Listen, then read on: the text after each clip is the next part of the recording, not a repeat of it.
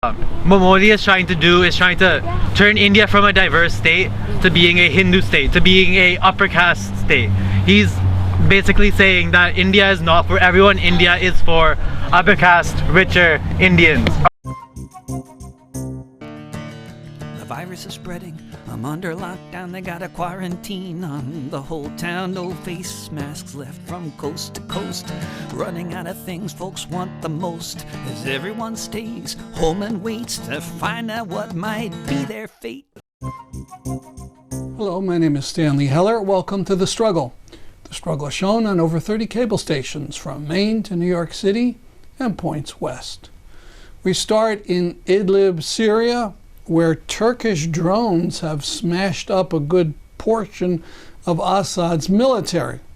However, the ceasefire that Turkish President Erdogan arranged with Putin seems to allow Assad all the parts of Idlib that he has conquered.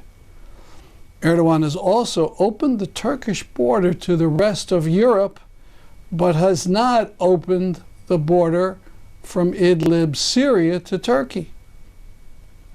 These are the slogans the board of RPM has chosen for the period ahead.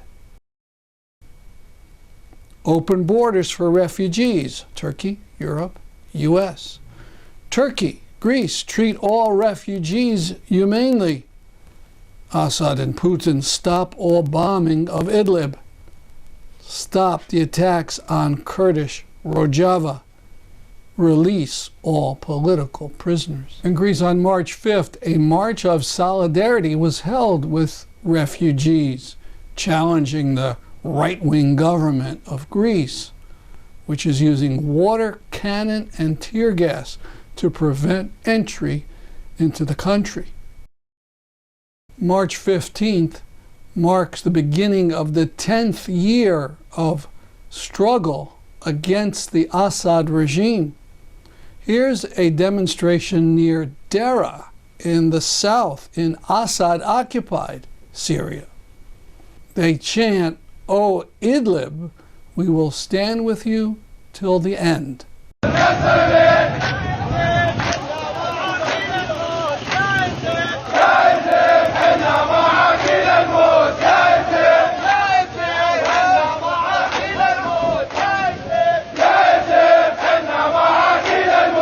A note about Dylan Connor's song, "If Only You'd Listen." It's achieved 1 million views on YouTube. You can see it at the Struggle website, show 831, thestruggle.org. As you probably know, there was terrible mob violence in India during Trump's visit to his fascist friend Modi.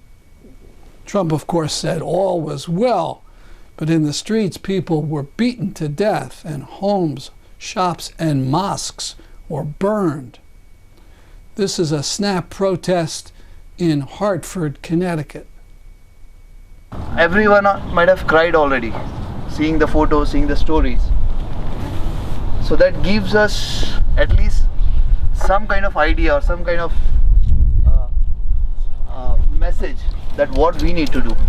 So the action item is, please make sure that you speak out against this violence, against this genocide. This is surely against, this is totally openly against Muslims that has been done. This is well planned and this has to be stopped. Although there are a lot of Hindu brothers and sisters, they have also died while saving the lives. Can you imagine that? I cannot even sleep when I saw that burnt man. He's a Hindu man. He saved six lives and he got totally burnt and he's still surviving for his life. So for me, he is the inspiration. For me, because of him, I think, I'm able to stand here. And he's the hope. He's that person who can build or who is rebuilding the hopes, homes and humanity for me. And for every one of us, we have to find those heroes. I have been part of one group which is totally 24/7 working for rescue, relief and media and advocacy also back home in India. You're good. So I'm here not as a Hindu, I'm here as a Tamil. That is my identity. Along Tamils and Muslims together, we have three issues in common in South Asia. The first issue is the issue of identity, right? Are you a Tamil or are you an Indian? Are you a Muslim or are you an Indian, right? We always get tagged into this binary, concept of either you are this or you are that. And that is a prevalent common issue to all of us. The second issue is the issue of security. When there was genocide happening in Sri Lanka, just because someone spoke a different language, it impacts us. It impacts each and every Tamil speaking brother across, and we find the same pain, we feel the same anguish for our dear Muslim brethren and Hindus who comes in the way of this conflict. The third issue is the issue of equity, right?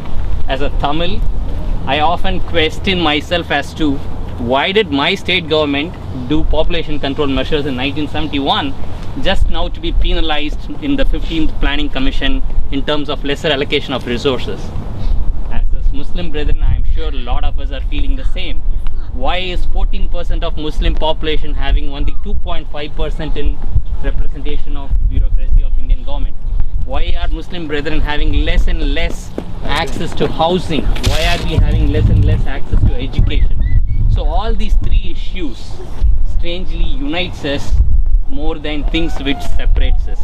So I am here in solidarity to get peace, to think peace and be ever vigilant. Thanks again for this opportunity. Appreciate the time. As a student group at Yale, we're so happy that you all are here. I think it's really important to recognize that thoughts and prayers are not enough. As members of the South Asian diaspora, we have an incredible amount of privilege, like my friend Saket said. We have over 20 universities across the United States helping us organize against the Hindutva regime in India, and we'd want you to do the same. It means so much to us that all of you are out here, but it's important to recognize that thoughts and prayers are not enough, so please help us organize. Please, let's stand up against the Hindutva regime and let's call out what's going on in India, and let's call on each other as members of the South Asian diaspora to stand up and make sure that our voices are actively heard. Iman is going to talk a little bit more about our protest on March 5th. That's fine, I can speak. Okay, great. So based on everything that both Saket and Wisha have talked about, we think it's very, very important that anybody and everybody who is able to make it show up to our March 5th protest that is happening at a total of 18 college campuses in the US. So we would encourage you to come up to whichever college campus is closest to where you are. That might be Yale University, that might be University of Connecticut, that might be Hartford, whichever university it is. We would really truly encourage you to be there on March 5 to protest with us as we organize a Holi against Hindutva. We recognize the use of the term Holi here, and we've been in conversation with both local organizations that are working with Dalit women and the importance of this term towards different communities based in India. But the way that we are hoping to organize this is to use Holi as a conversation starter for saying that India, which is a country that is so colorful and made colorful by the presence of the diversity of its communities, that be Muslims, as somebody mentioned, Tamil people, that might be across religion, across gender, across all different ethnicities, is what makes India colorful. And the fact that what is happening right now is ridding India of that color. So we're therefore calling our protest a Holi against Hindutva and playing with colors black and white to signify the kind of violence that's been happening in India right now. So we really truly would encourage you to join us if possible at Yale at 4 p.m. Yeah. You guys. One more thing. Name, we right? wanna touch more about what exactly Hindutva is. That is a term that we've been talking about a lot. Hindutva ideology is more simply a Hindu nationalist ideology. Just what Modi is trying to do is trying to turn India from a diverse state to being a Hindu state, to being a upper caste state. He's basically saying that India is not for everyone. India is for upper caste, richer Indians, or Hindus, and not Muslims or Tamils or Dalits or women even, or people who don't identify as straight with different sexual orientations. That's what Hindutva ideology is, and that's exactly what we're protesting against. I just wanted to touch on that specific detail a little bit more to show that this is like really a movement for everybody. Because anyone who believes that India is not just for this one select group of people that Modi is part of, now those are the people who should be in this protest.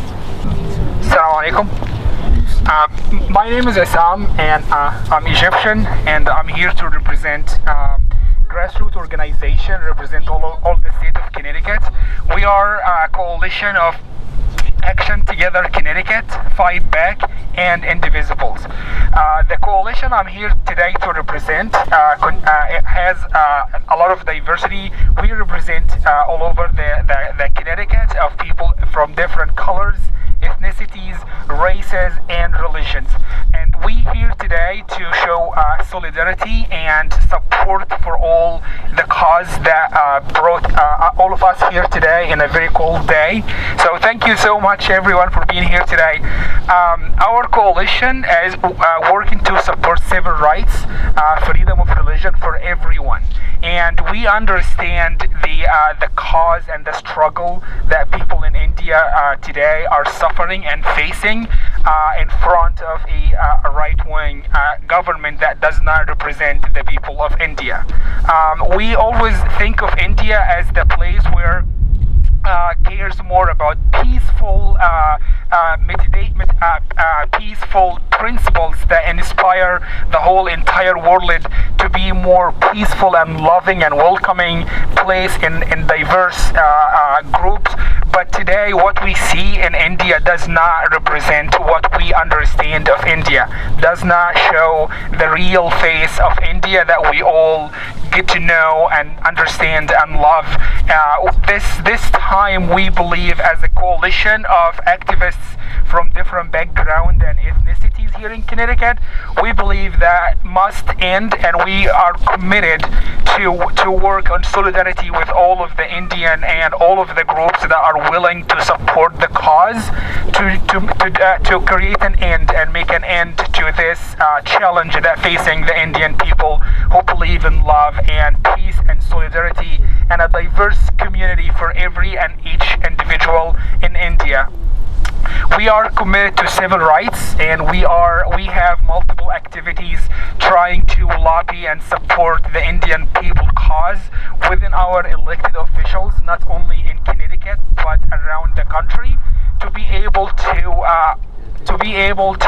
gain more support and take a solid action that will help all of us to end the discrimination movement that's happening in India right now.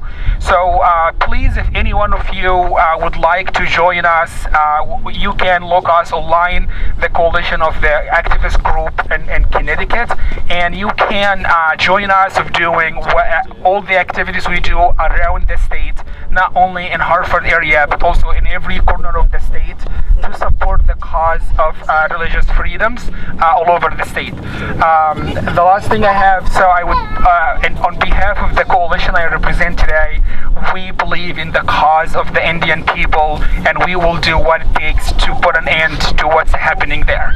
Good afternoon. My name is Jaya Ganesh Ramasamy. So every part of my name is Hindu.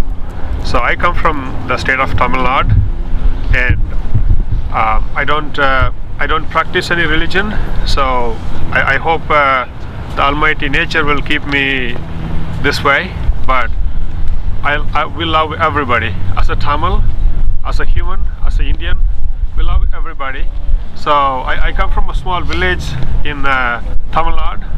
So it's a district, very popular district. It's known for a lot of things. It's bravery, history. But we lived, and we will continue to live hand in hand with everybody. So when I meet a Muslim, I say Mama. So Mama means my mom's brother. So I see a lot of people from my place. So when I meet a Muslim, with the beard, I say Mama eppadi irukringa, which means how are you? So that's the relationship we have. Okay. So we don't want this relationship to be taken from us because of the politics, because of other things, the power hungry, and this relationship did not start yesterday. So we have this, with the Muslims for thousands of years. So and India belongs to everybody. So it belongs to you, me, and everybody. Okay. So nobody can say, hey, you are a Muslim, you get out, because more than anybody, Muslims deserve India better. Because when I read our independence history, okay, so when I come across 100 names, 60, 70 names or maybe more are Muslim names. Okay, so even when we were fighting for independence, okay, so when Velu Nachiyar was fighting, okay, who came to help us? That was Tipu Sultan. So he came to help us. He provided men. He provided weapon. Okay. So when we fought for independence, we fought as a whole. Okay. Today, just because somebody want to come to power, somebody want to stay in power, this is not the way to treat people. Okay. So I again, my heart goes to those suffered, and I just came here to show solidarity that we are with you. I know people from India know the terrible things that went on, but the most people just saw what they saw on national TV. President Trump in India saying everything is fine. So what are some of the things that happened? So it all started getting very nasty and getting very hateful during the election that happened recently in Delhi state election. It started from there. There were slogans against the protests, against the peaceful protests. There were 2 times they tried to shoot the protesters, peaceful protesters. One at Jamia, one at Shaheen Bagh. So 2 protesters, two people who were shouting, who were shooting, on those protesters, and police arrested that. It is all across the media as well. When was that? It was before this happened, right during the election, like 2 weeks back. 2 weeks ago? 2 weeks ago, yeah. It happened 2 weeks ago, and the guy who was shooting, like he had the gun with him, and then he was shooting openly towards the protesters. So that was the first build-up, and that happened when during the election, politicians from BJP, they started slogan as I'll just say in Hindi and translate in English also, Goli maro in gaddaro ko. So basically, just shoot these anti-nationals. So as per them, people who are sitting for the protest, they are anti-national. And then this built up. Election happened, they lost, and then after that also the slogans and the speeches, hate speeches were continuing. There was no end to that. So the speeches included nationalism, and they just labeled everyone as anti-national. Second, they started speaking against Muslims. They said these guys they just eat biryani, and then they don't do anything. Biryani is a dish that everyone eats, but it becomes a symbol. We have seen there are 80 years women, they are sitting in the protest since last 2.5 months. There's 5 degrees Celsius temperature there in Delhi. Though you don't have mattresses, you don't have anything. They are just sitting there and protesting silently and very peacefully. And if there is a rain, they're just covering their head and then just sitting there. So this is just the background of it. And then now, right after the election, things happened. Everything was pretty much normal, I would say. There were protests. So currently in India, there are 137 sit-in protests happening 24/7. There are 137 till late last week. And then these guys said, okay, we also want to clean this up. We want to get these protesters out of whatever they are doing. And then I think that's how it started. There were some hateful speeches by BJP MPs and MLAs also. And then we have seen all of a sudden this massacre. So there are... What massacre? People here do not know about. So what happened, the mob came and they started attacking Muslim houses. They started attacking Muslim mosques, masjids. And there were nobody who could survive who could survive from that. That entire street, if you see, they have destroyed all the houses. And if there is any house which is of Hindu house, there was one flag or there was something which identifies that this is a Hindu house.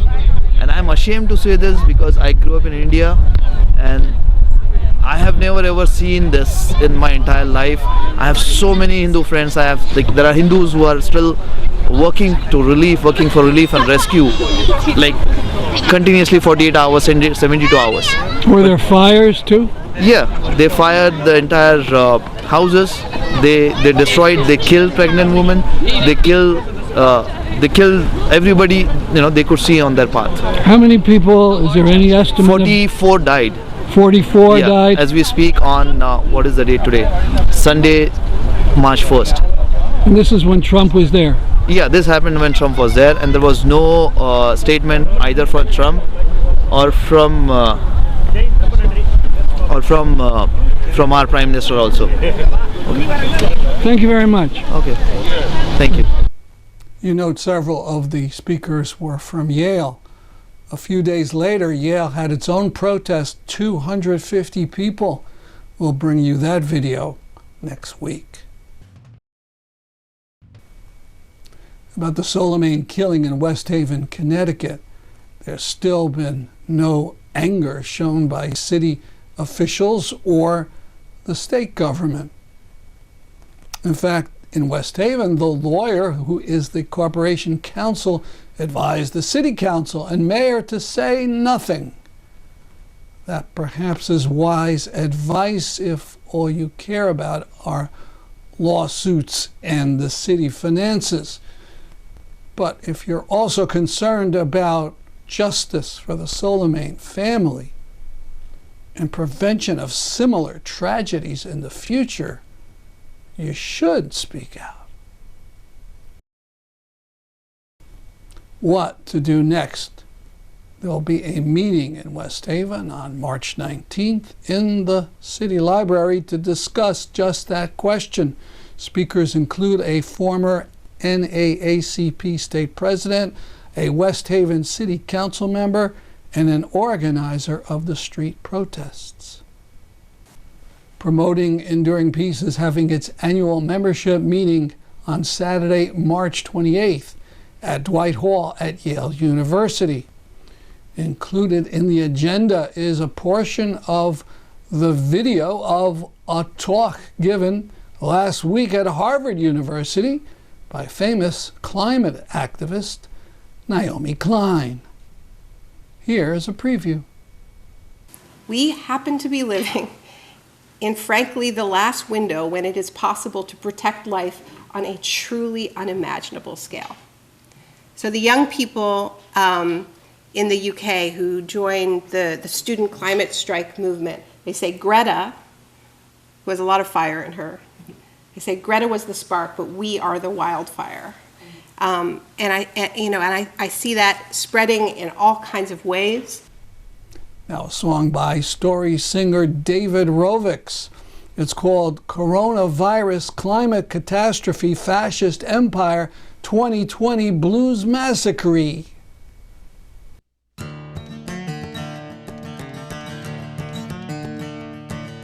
The virus is spreading. I'm under lockdown. They got a quarantine on the whole town. No face masks left from coast to coast.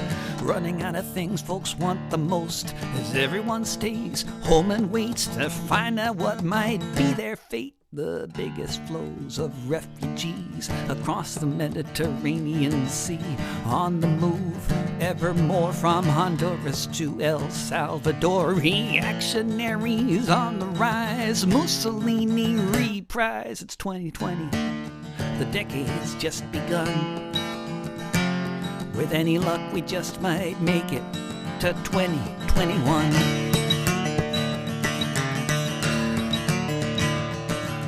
Raining over, rioting mobs, tired of the lack of decent jobs. Without lives, people wanna live. Something, it seems, had to give. Fascists looking for someone to blame. From India to Brazil, it's the same. It's 2020, the decade's just begun. With any luck, we just might make it to 2021. Bush all burning, towns destroyed, then the flooding, filling the void left by the loss of the plants and soil. But they keep digging for coal, drilling for oil, as if the end times weren't right here. Just go shopping, do not fear, it's 2020. The decade's just begun. With any luck, we just might make it to 2021.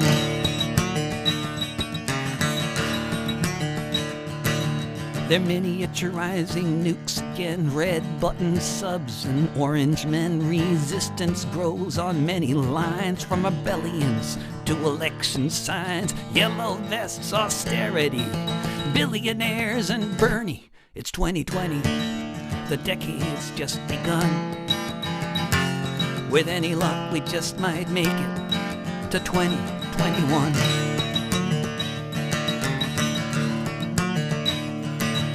The virus is spreading, I'm under lockdown, they got a quarantine on the whole town.